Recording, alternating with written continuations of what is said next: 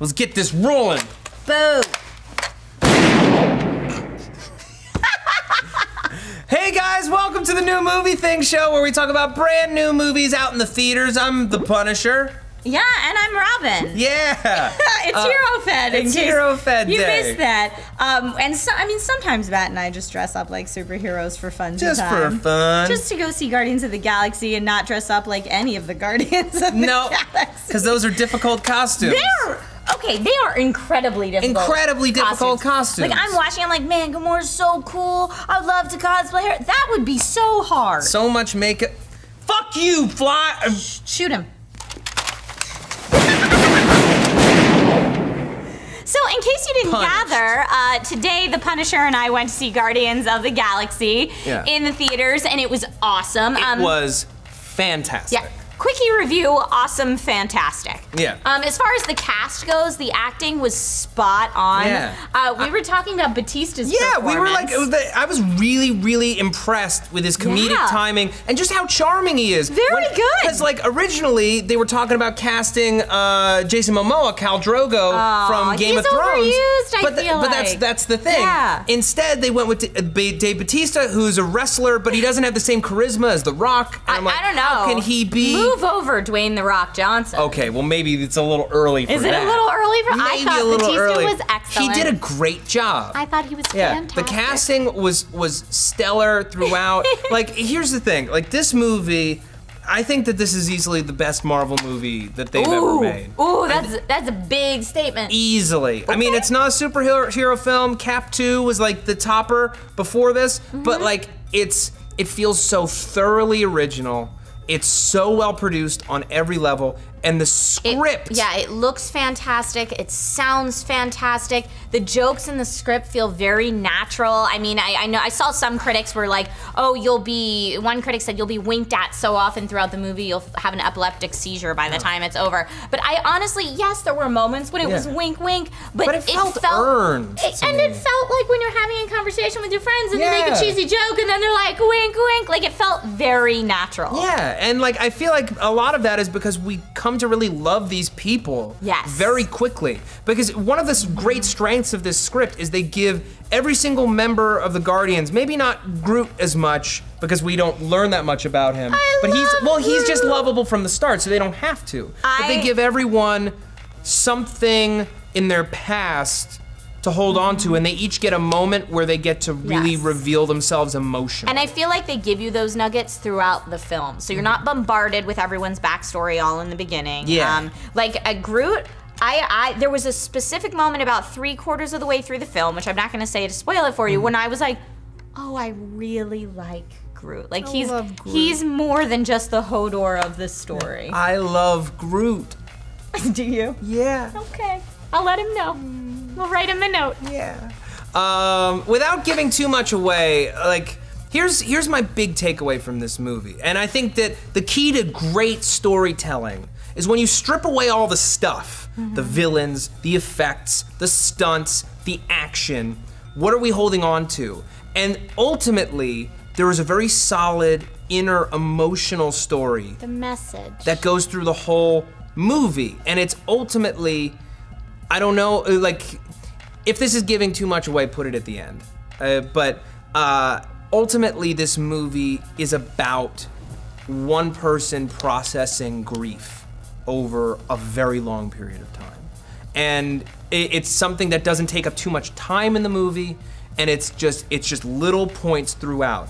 But it keeps you there, and it keeps you grounded, and it makes it hit that much harder. It makes you care that much more. I cried during the movie. He did cry. I started crying. True story. During at the end, and I only ever cry at kids' movies. So I'm like, what is happening here? I did not cry, for the record. There's a very, very beautiful emotional undercurrent that makes you care about every one of these people. And for me, the grief issue was not the main issue. I think that maybe the script was focusing on that a lot. But I think that it's a story about friendship. Yeah. And how that can help you overcome even the toughest things. And how it can make you feel hopeful after a life full of shit. Yeah. Yeah. For the first time in a while. Very true. So go see it with a good friend, if you will. You mentioned a little earlier the actions and the stunts. I thought all really, really well done. Well I executed. loved, hey, James Gunn, I loved the moments where it would kind of freeze frame in slow-mo in the action sequences because it looked like a page out of a graphic novel. Yeah, and it wasn't like, for people who are wary of that, it wasn't like Zack Snyder speed ramping. It was like earned kind of frozen moments and in it time. was just really fun. Yes. Like, what a fun summer action movie. Yeah, I didn't need it to be so much more dramatically because that's not what it was. Yes, it had hints of that and just enough to satiate that, but it was doesn't really overwhelm the movie. About the fun. Yeah. It's a lot of fun. The first act is a little busy and they have to set up a lot of stuff, but like once, I mean, if you've seen the trailers, it's no surprise that at one point everyone of these Guardians is in prison. It's all over the trailers. It's all over the trailers. What about people that don't watch trailers? If you don't watch trailers and you're watching a movie review show before you see a movie, I don't true. understand that logic. That's true. That's Yeah. a contradiction. Yeah. Okay. But Fair enough. so like once you get there and everyone's together and they're interacting, that's when the movie starts to come to life, really. For me anyway. I thought it was great. My final thoughts on the film. I wouldn't go so far as to say it's the best Marvel movie of all time. I know a lot of people are saying that. For me, it was just lacking a little bit in the, it didn't make me cry. Cap 2 did. For me, it was lacking a little bit in the heart place, but it was overall an amazingly well acted, well directed, great looking, fun action film. Let me ask. Great comic book movie. Yeah. Well, let me ask you, because like the main character is a guy, and this emotional story is happening to a guy. Do you think that might have played into it? Like it was hitting me because I'm like, oh, I can identify with this guy. Maybe. You know, versus like it being universal. Yeah, I mean, I think in any film there are going to be some people that relate more to the main character's struggle than in others. I mean, it's the reason I'm such a huge fan of The Hobbit. Yeah. Pretty much all the time because I'm a tiny person that always feels like I can't do anything. So to watch a tiny person overcome all odds and defeat evil really hits me, whereas that might not hit somebody else as strongly as it hits me. Yeah. So for me, it was just lacking that small thing, but like I said, overall a great film. I'm gonna give it a 9 out of 10. Yeah. I would give it a 10 out of 10. It's a modern classic. Oh, boom! It's a modern classic. I know. I own The Avengers, the only Marvel movie I own. And The Avengers is fantastic. The Avengers as well. is fantastic. This one I will own and I will watch many, many times over and be really, really happy that I did. Okay, so for those of you who haven't seen the movie, maybe you don't want to listen to this next part. I just want to talk about the kind of tidbits that Marvel fans who've been following the whole cinematic universe will want to talk about. Okay. If I may. Josh Brolin, Thanos, he's amazing. And Trisha will tell you, your shit. I lost my shit. I literally couldn't help myself. I said, holy fucking shit. Yeah, he lost his shit. Holy fucking shit, Thanos. I mean, there isn't a lot of Thanos in the movie, but holy fucking shit, Thanos. He's awesome. Holy fucking shit credit scene. You know Yeah. Marvel, there's a scene after the credits. Stay. Well, okay, but it's not, it's a comedy one. It's not a oh my not a god, massive super reveal spoiler one. alert. It's a comedy one. So if you're staying, you might be disappointed if you think that like you're waiting for some big thing.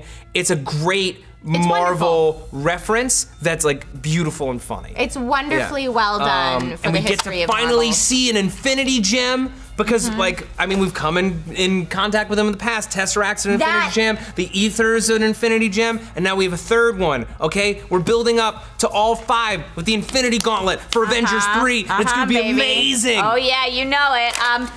Yeah, shoot! He's so excited he's shooting. But Matt and I aren't the only ones that got a chance to see this film on Rotten Tomatoes right now. It's rocking a 92% from critics and a 96% from the audience. Boom! Boom indeed. And on IMDb, it's a 9 out of 10 right now. Nice. Which for first day from IMDb, usually stuff first day is rocking like 7. So yeah, no, real good. It's an overwhelmingly great movie. Go see it. Yeah. I don't know that the 3D is necessary. Oh yeah, we saw it in 3D IMAX. Yeah. And it was fun. Yeah. I guess what I would say is the most important thing is find a theater with good sound. because the score is great, the music is great, awesome. and it's very well sound They must have designed. spent so much of their budget On music alone, which like since there's so much money on the screen already, it makes me wonder if like the budget that they say that they have is just a fucking lie. This is a big budget, fun action movie. They spent a lot of money, and James Gunn, like, he knocked it out of the park. I'm very excited to see what he does next. Really well done. Well, I mean, he's doing Guardians 2 next, but after that. So in case you can't tell, Matt and I recommend that you go see this movie this weekend if you get a chance to see it. Please like this video, subscribe to this channel, click this annotation, watch the other fun stuffs we have going on this weekend, and tune in next week for more SourceFed and SourceFed Nerd. I'm Trisha Hirschberger. I'm Matt Lieberman. How's shooting that gun? Is there any kick on that, buddy? Why don't you find out for yourself? Ooh, baby. Ready? That was so anticlimactic.